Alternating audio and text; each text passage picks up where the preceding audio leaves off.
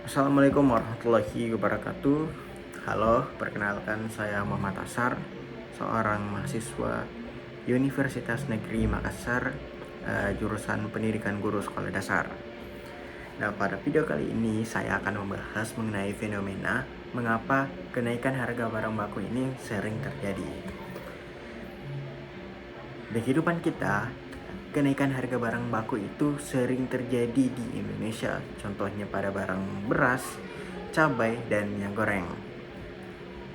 Nah, sebelum kita melangkah ke penjelasan lebih lanjutnya, kalian itu perlu yang namanya mengetahui 3 istilah ini. Yang pertama, apa itu barang baku? Yang kedua, apa itu kenaikan harga? Dan yang ketiga, apa itu kelangkaan? Yang pertama, barang baku. Barang baku ini merupakan bahan dasar untuk membuat sebuah produk baru atau barang lain.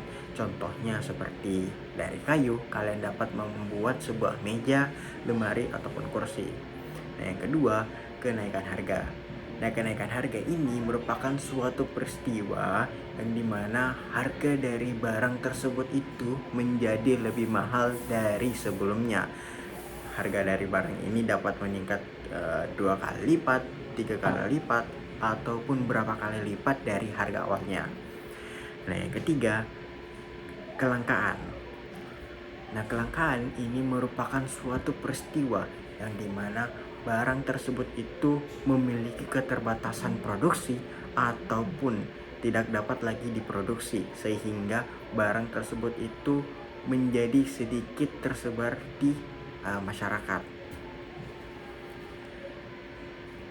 Nah, fenomena ini sangat penting ya dibahas karena fenomena ini sangatlah sering terjadi di sekitar kita.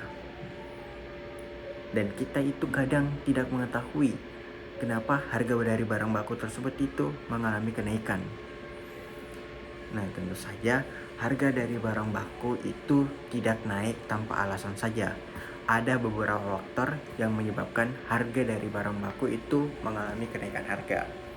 Nah, faktor yang pertama, biasanya terjadi peningkatan untuk membeli barang tersebut atau terjadi kelangkaan.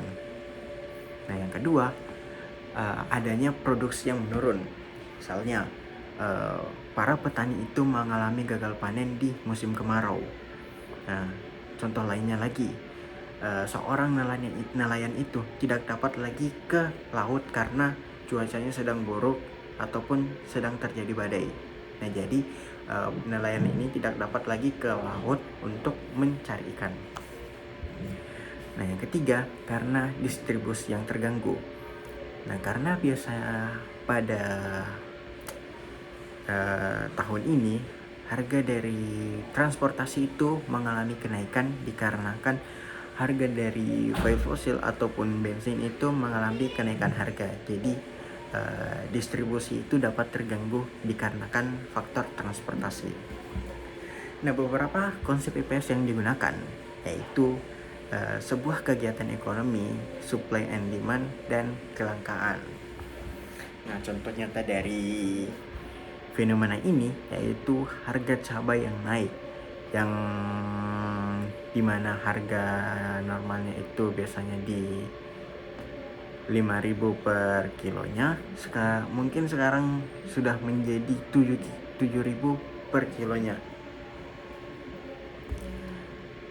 Nah, apa sih dampaknya ke masyarakat? Nah, dampaknya ke masyarakat ini biasanya pengeluarannya ikut bertambah dikarenakan harga barang baku yang naik dan kita itu harus membutuhi seperti makanan di kehidupan kita, maka pengeluaran kita itu bertambah. Nah, dampak lainnya, minat membeli barang tersebut itu mengalami penurunan karena orang-orang berpikir, wah, harga barang ini meningkat, saya tunggu turun aja dah untuk membelinya. Karena orang-orang itu mengalami tingkat ekonomi yang berbeda-beda, jadi mereka itu mengalami sebuah harus dihadapi dengan sebuah pilihan antara membeli barang tersebut di saat harga itu naik atau diberi pilihan untuk membeli harga tersebut di saat harganya itu sudah menurun. Nah, begini deh cara simpelnya. Misalkan ibu kalian itu mau pergi ke pasar untuk membeli sebuah daging. Nah, tapi daging ini mengalami keterbatasan produksi yang menjadikan daging ini mengalami kelangkaan. Nah, di saat yang sama, permintaan untuk membeli daging itu meningkat. Jadi, harga dari dagingnya itu mengalami kenaikan. Nah, di sini terjadi kegiatan ekonomi yaitu supply dan demand. Nah, kita dapat mengetahui dari grafiknya ketika supply-nya itu menurun tapi demand-nya itu meningkat, maka harga dari barang tersebut itu akan mengalami peningkatan harga. Nah, sebaliknya jika supply dari daging ini mengalami kenaikan tapi demand-nya itu menurun, maka daging ini akan mengalami penurunan harga. Nah, kesimpulannya, kenaikan harga ini terjadi karena barang yang beredar di masyarakat itu sedikit dan kebutuhan yang dibutuhkan oleh masyarakat itu banyak.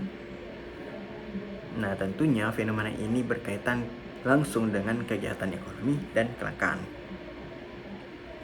Nah,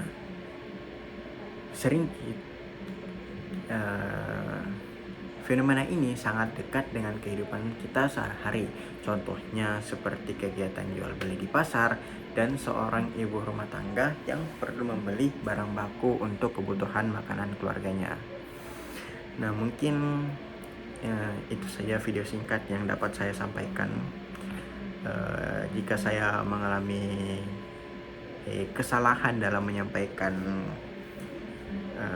fenomena ini atau memberikan edukasi dan saya mengalami kesalahan kata ataupun kesalahan dalam menyampaikan, kalian itu dapat memperbaikinya di kolom teks video ini. Nah, semoga video ini dapat bermanfaat dan menambah wawasan kalian. Sekian dari saya. Wabillahi taufiq wal hidayah. Wassalamualaikum warahmatullahi wabarakatuh.